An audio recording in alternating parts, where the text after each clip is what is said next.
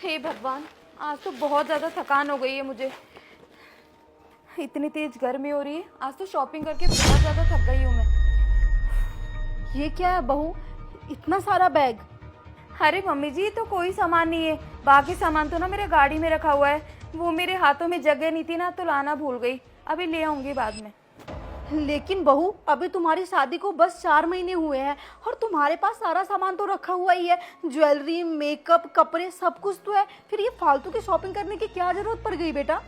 अरे मम्मी जी, हर महीने ना साड़ी और सूट की फैशन चेंज होती रहती है। तो इस बार ना मैं मेरे लिए कैटलॉग साड़ियाँ और सूट लेकर आई हूँ, वो भी नई नई डिजाइन के।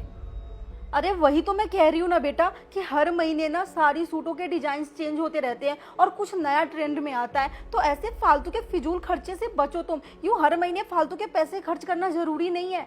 अरे मम्मी जी, आप ना मुझे ये ज्ञान देना बंद करिए। और वैसे भी मैंने आपसे पैसे तो नहीं मांगे ना, ये मेरे पति की कमाई है। मैं जितना चाहूँ उतना खर्च कर सकती हूँ। आप कौन होती हो बीच में बोलने वाली?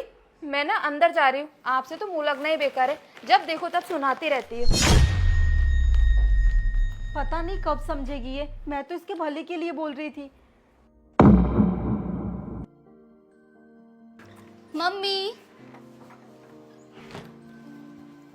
अरे मम्मी, क्या हुआ? कहाँ खो रखे हो? अरे बेटा, तू यहाँ अचानक से? हाँ मम्मी, वो क्या है ना, मैं यहाँ पास में मार्केट आई हुई थी, तो मैंने सोचा आप लोगों से मिलते भी चलूं। थोड़ा जल्दी फ्री हो गई थी मैं, इसीलिए आ गई। अच्छा एक बात बताओ मुझे, भाभी नहीं दिखाई दे रही, भाभी कहाँ है? अरे बेटा, वो तेरी भाभी ना मार्केट से आई है तो बेचारी थक गई है, वो ना आराम कर रही है। तो उसे अभी डिस्टर्ब मत कर। एक काम करती हूँ, मैं ना तेरे लिए पानी लेके आती हूँ, तू रुक। अरे मम्मी, मैं कोई मेहमान थोड़े ना हूँ, मैं खुद जाके पी लूंगी, आप बैठो आराम से। ठीक है बेटा। अब मैं क्या बताऊँ आलिया को इसकी भाभी के बारे में। अरे मम्मी, आज घर में कोई गेस्ट आए हुए हैं क्या? क्यों बेटा, क्या हुआ? वो मम्मी, मैं भी किचन में गई थी ना पानी लेने, तब मैंने देखा कि कढ़ाई भर के तो वहाँ सब्जी रखी हुई है और आटा भी बहुत सारा लगा हुआ है। तो मुझे लगा शायद कोई गेस्ट वगैरह आए हुए होंगे घर में। अरे बेटा, अब मैं तुझे क्या ही बताऊं। तुझे बताना तो नहीं चाह रही थी मैं, लेकिन अब तुझे बताना ही होगा। वो क्या है ना, रोज रोज बहू ना इतना सारा सब्जी बना लेती है और तो और रोज इतना आटा लगा लेती है। उसको पता नहीं क्या आदत हो गई है, जब देखो तब फिजूल के खर्च करते रहती है। ये भी नहीं सोचती जब घर में 4 लोग हैं खाने वाले, तो इतना आटा और इतनी सब्जी वो किसके लिए बना रही है। लेकिन मम्मी, ये तो गलत बात है ना, इससे तो बहुत सारा खाना वेस्ट होता होगा और फिजूल खर्च करना भी बहुत गलत बात है। आप भाभी को कुछ बोलते नहीं हो? मुझे तो आप बहुत समझाते थे, अब भाभी को क्यों नहीं बोलते आप कुछ?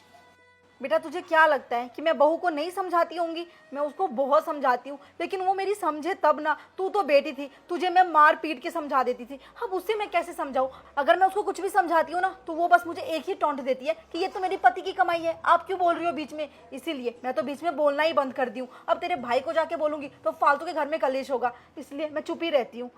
अब मम्मी, मैं तो क्या ही बोल सकती हूँ, आप भी सही बोल रहे हो। आप भी ज़्यादा कुछ बोल नहीं सकते ना भाभी को भी। ज़्यादा बोलोगे तो घर में फालतू के कलेश होंगे। मैं समझ सकती हूँ आपकी प्रॉब्लम, पर फिर भी मम्मी, बस भाभी को समझाने की कोशिश करना कि फिजूल खर्च से जितना हो सके ना उतना बचे, वरना कब इमरजेंसी पड़ जाती है पता ही नहीं चलता।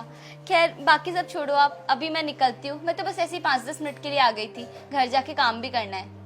ठीक है बेटा, ध्यान से जाना और कभी कभी आती रहना। ठीक है मम्मी, ध्यान रखना आप लोग अपना। ठीक है। दीदी, दीदी कहाँ हो आप? दीदी, अरे छोटी तू अचानक और इतना घबरा क्यों रही है? वो दीदी, अभी हम ना गांव वाले घर में शिफ्ट हो रहे हैं। क्यों गांव वाले घर में शिफ्ट हो रहे हो? लेकिन क्यों? वो दीदी क्या है ना, आपकी शादी के बाद पापा के ऊपर बहुत कर्जा हो गया था, तो अभी हमारे पास घर बेचने के अलावा कोई ऑप्शन नहीं था, इसीलिए हम लोग गांव वाले घर में शिफ्ट हो रहे हैं। क्या? हे भगवान, अब क्या करूं मैं? बहू, तू परेशान मत हो। अभी हम लोग जिंदा है तेरा साथ देने के लिए, और हमारे रहते हुए तुम लोगों के ऊपर कोई मुसीबत नहीं आ सकती। मैंने तुझे ना इसी दिन के लिए कहा था कि कुछ सेविंग करा कर और ऐसे फिजूल के खर्चे मत करा कर, क्योंकि कब इमरजेंसी आ जाए ना किसी को कोई पता नहीं होता। और मैं मनीष से कह दूंगी जितना हो सके वो तेरी मदद कर देगा। मैं जानती हूँ अपने बेटे को, वो कभी ना पीछे नहीं हटेगा जब बात उसके ससुराल वालों की हो। वो ना तेरी पापा की मदद जरूर करेगा, तू देख लेना। तू परेशान मत हो, सब ठीक हो जाएगा। लेकिन बेटा, आगे से ना कुछ सेविंग कर लेना और ऐसे फिजूल के खर्चे मत करना। जी मम्मी जी, आप जो मुझे समझाते हो ना, आज मेरे सब कुछ समझ में आ गया है। आज के बाद मैं कभी फिजूल खर्चा नहीं करूंगी, हमेशा सेविंग किया करूंगी। थैंक यू सो मच मुझे समझाने के लिए।